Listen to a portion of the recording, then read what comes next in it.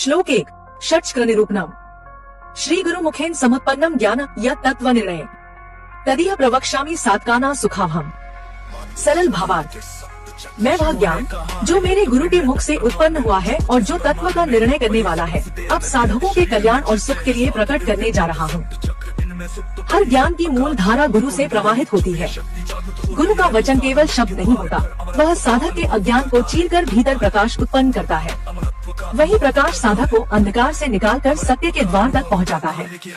गुरु से मिला ज्ञान केवल बौद्धिक नहीं होता, वह अनुभूति का सार है। प्रथम श्लोक स्पष्ट करता है कि यह ग्रंथ किसी दार्शनिक विचार की रचना मात्र नहीं है। यह उस दिव्य ज्ञान का संकलन है जो गुरु से शिष्य को प्राप्त हुआ। यह ज्ञान जीवन के रहस्यों का उद्घाटन करता है और साधक को आत्मानुभूति की ओर ले जाता है। यही कारण है कि इसे साधकों के लिए सुखावहम कहा गया है। यह सुख इंद्रियों का सुख नहीं, यह आत्मा की तृप्ति का आनंद है। षट्चक्र निरूपण का केंद्र है मनुष्य शरीर।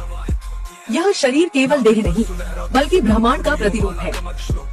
इसी देह के भीतर 6 अद्भुत केंद्र विद्यमान है। इन्हें चक्र या कमल कहा जाता है।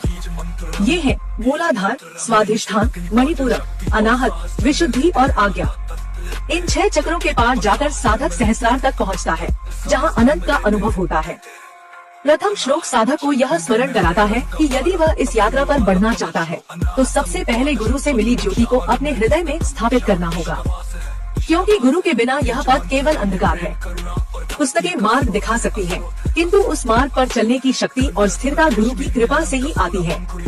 जब साधक इस ज्ञान को स्वीकार करता है और साधना प्रारंभ करता है, तब उसे प्रतीत होता है कि उसका शरीर केवल शरीर नहीं, बल्कि एक ब्रह्मांडीय यंत्र है। उसके भीतर वही शक्ति प्रवाहित हो रही है जो तारों, ग्रहों और आकाश गंगाओं को गति देती है। इस अनुभव में ही वास्तविक सुख है, सुख जो मुक्ति का द्वार खोलता है। श्लोक में प्रयुक्त सुखावहम शब्द यह स्पष्ट करता है कि चक्रों का ज्ञान केवल सिद्धांत नहीं है, यह साधना का जीवंत अनुभव है। जब साधक इन चक्रों को जागृत करता है, तो उसके भीतर शक्ति का प्रवाह होता है।